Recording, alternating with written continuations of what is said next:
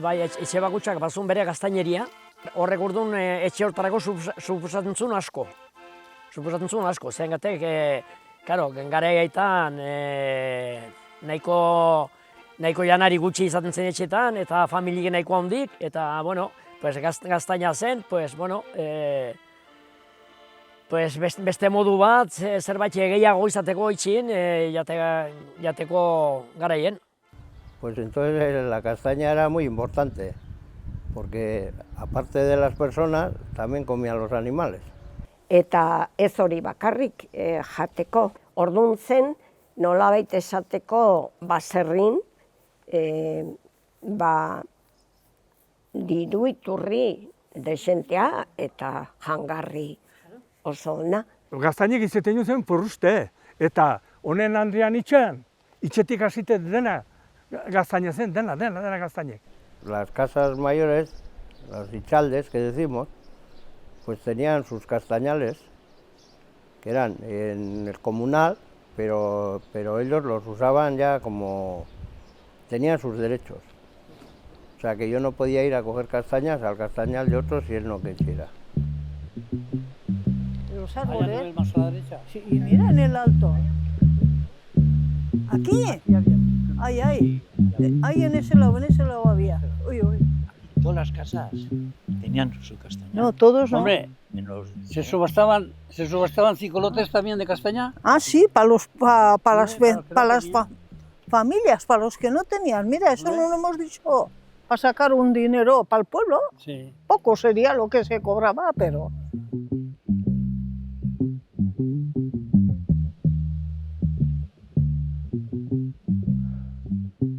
Porque el castaño en sí, el que era para comer, que son injertados, injertaban variedades que les gustaba más, y entonces no vale para madera. A la madera se le llama que lleva cebolla.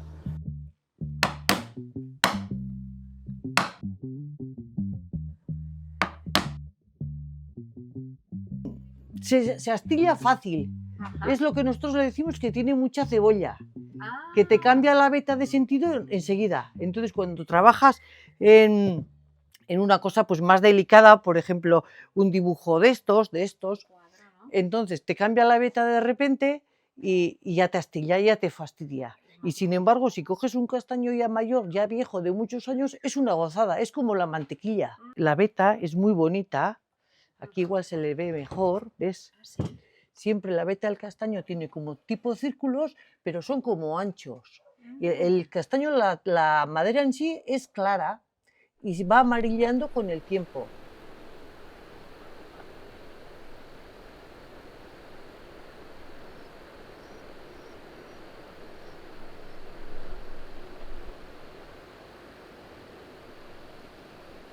Porque aquí había dos variedades, que era la San Miguela, que llamamos, y luego la Ostabelza, que es hoja negra, que es más tardía. Hori dire, tardiek eta tempranak. Eta gero txertak abik izaten zen, txertak abien gaztaine da sapore diferentido jateko, ez da hain gozoa. Txertoa da, gaztaine majogoa, sapore hobi edo, eta jateko batez ere gozoagoa bai. Baizu nolitzen dire? Txertagabiak ez du maten. Hori? Txertat, hori da importantea. Hori nolitzen den, txertatu? Alturontan, onauzen alturian, hori, eta azala, eta han kontan, azten duzu gaztainek handian ematen txuen adar bat, eta porzekaso, patzen dire bide. Batek ez badu hartzen, beste hartzala, txerto. Eta gero bueltan trapuetekin, eta izu ze batzen zuten, behin kaka.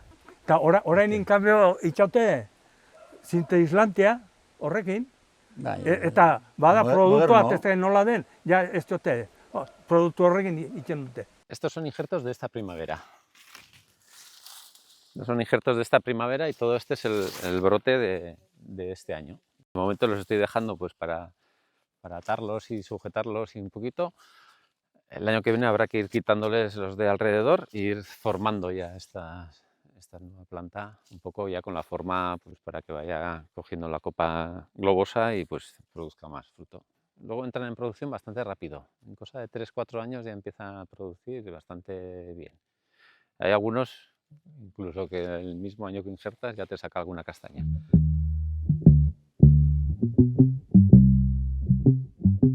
Hiru finka ditugu eta batean gaztainondo zaharrak daude, beste batean berritzen ari garen gaztainondoak eta beste batean urritzak gehien bat. Eta, bueno, salsa honetan hasi ginen eta ja pixka bat ikusten ari gara, kozkortzen ari direla.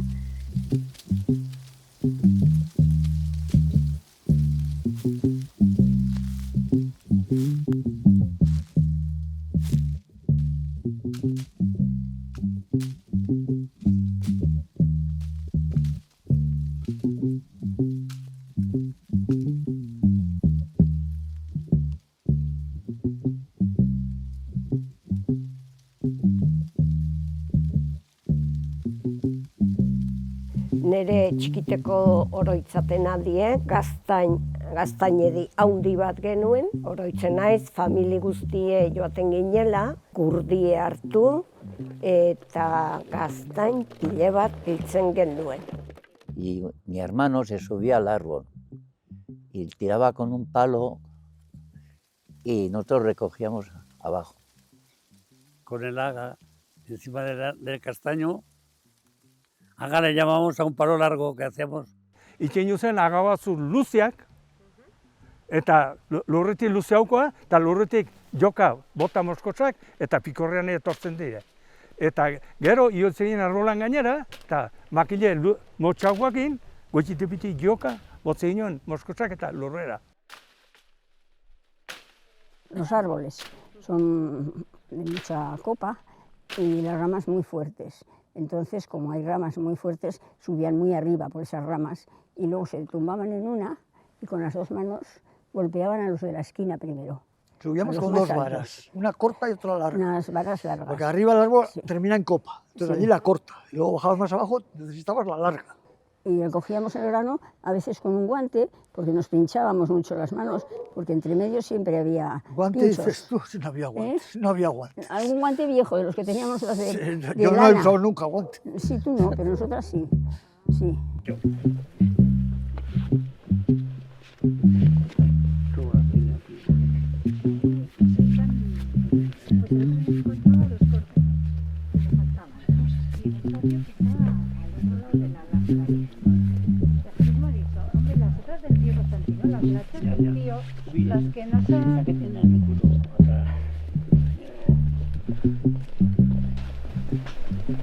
Y hacíamos un montón. Se conservaban en el erizo, en moscos que le llaman.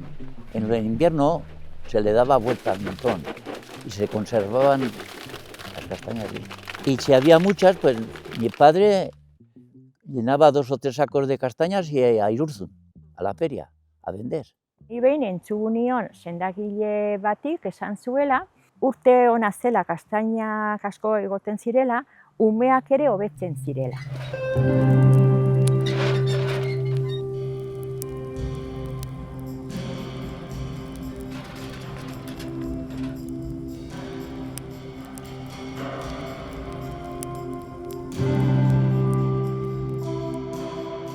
A las noches, un dambolín de castañas, todos los días se asaba. En aquellos tiempos, pues sería la mitad de la cena aquello. Sí. Etxeko sukaldea zen, su-basuak eta horrela zen. Orduan, paderan erretzen zuen aitona, uste dut, eta gaztainak erretzen ari ziren bitartean, guk errosarioak errezatzen. Bai, eta gero zen, nolabait festa bat, ja, ireki, zanpatu eta jan. Tximinia izaten zen, haundi, oso haundi, eta han izaten zen zelintzekan, eta han jartzen zen sartana, eta buelta erre. Gero, sugaldean erdi pato, eta han bueltan jartzen ginen familia dena, eta erdien sartana ustu.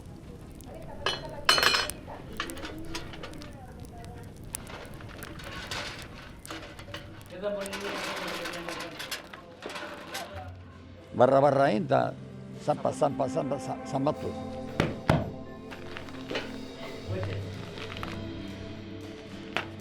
justu tokatzen zen artoa bildutako garaie, eta arto zurik eta txukinek entzekoan, jartzen ginen denak lerroan, eta ja atxalde aurrera zijoanen, ama edo beste norbait gaztain perola egostera. Eta hartak zuritutakoan, bukatutakoan, gaztainek jatea. Bueno, momentu polita izaten zen, etxeko guztikan bildo, sutondoan, denak gaztainek jaten, eta bai, oso momentu berezia, oso polita, bai.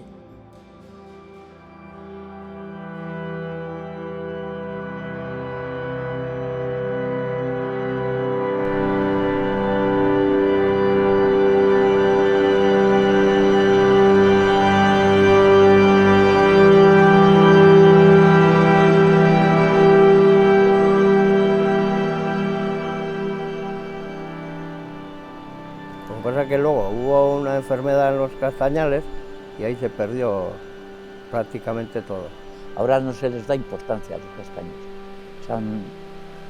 Se han perdido, se han secado, se han hecho viejos y no se ha conservado. Asko aldatu da, zatik jendeak ez du lehenago biharra errena, eta orai, ez du jendeak ez du biltzen, antxeko gelditzen dire, kanpoko jendeak galtortzen dire, biltzera. Ahora no hay nada para lo que había antes. Como se hicieron las praderas, había unos castañales terribles y se tiraron todo. No valía nada el castaño. Bueno, y encima los que no nos cogió las praderas también nos dijeron que los que tiraríamos tenían enfermedad además y que podíamos tirar. Habrá castaños aquí de 200, 300 y hasta 400 años, con unos troncos muy hermosos, pero están ahuecados, muchas ramas ya se secan, luego salen las castañas con mucho gusano, no sé qué pasa, hay años que la castaña sale mala. Bueno, gaitz horiek, nola doala, gaindituz joaten dire, sendatuz joaten dire, beste pandemiak bezala, horrenak ere pasatzen dire, batzuk ahulenak hiltzen dire, beste batzuk egokitzen dire, eta gero kultibo guztietan bezala, ongi landuta, gaixotasun askoz ere gutxiago izaten dituzte, edo sendatzeko moduak ere izaten dire. Orduan, gaztainondaren arazoa handina ez dire gaixotasunak, baizik eta despoblazioa dela alde batetik eta abandonoa, batez ere kultiboaren abandonoa. Hori izan da gaixotasun larriena dudarik gabe.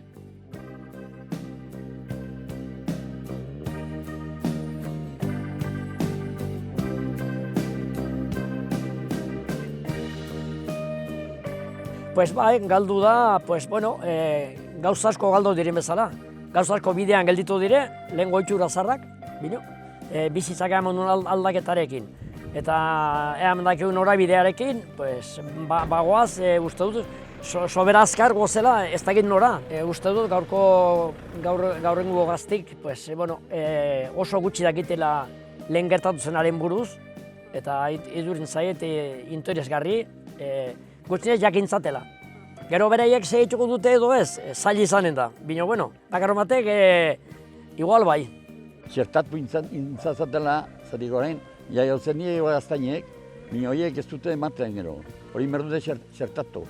Inguruneak ezagutzea eta hurbil diren gauzak ezagutzeak eta garatzeak eta hori garrantzia handia du niretzat. Zeren azkenean, gaur egun ikustu dut aldatu behar dugulak ere turismo egiteko eran. Eta era bat da gure inguruak ezagutzea. Gaztaina kulturak egon zen hemen duelak ez dakit, igual 80 urte artek edo, baina gero jaitsi egin da. Ja beste aukera zeuden gauza jatekok eta hori. Es una pena que se pierda porque es nuestra cultura, de toda la vida. Gaztainaren inguruan ekonomia handia izan da. Hori sortzen bada, horrek lagunduko du gaztainondoak mantentzen. Ze tradizioak bakarrik ez die eutsi, argi dago. Tradizioa mantendu izan da, baino tradizioa ez da nahikoa, gaztainondoen ustiapena eta kultiboa fundamentuz mantentzeko. Jakinduri asko galdu da bidean, orain berreskuratzen ari garena, ezta? Berreskuratu nahian gabiltzana. Ez, finka hontan alderziak landatu aurretik, baziren bere garaian, baziren gaztainondoak, 60 urteetan ondoren alderziak kendu direnean, gaztainondoak berriz ere berritu dire eta lehenauko tokonetatik eta zainetatik berritu eta berriz indarrez sortzen dire. Berriz ere garai batean izan zuten eremua, berriz ere okupatu nahi dute. Eta guk aprobetxatu nahi dugu gaztainondoa berez daukan indarra edo bizizeko gogoiek, berriro ere garai batean zegoen gaztaineri hori berreskuratzeko. Brote zahar horietan berriz egin ditugu txertoak, eta hau da txerto berri bat. Eta gaztainondo honek, hemendik aurrera, hasten alda fruituak berriz ere gaztainak ematen.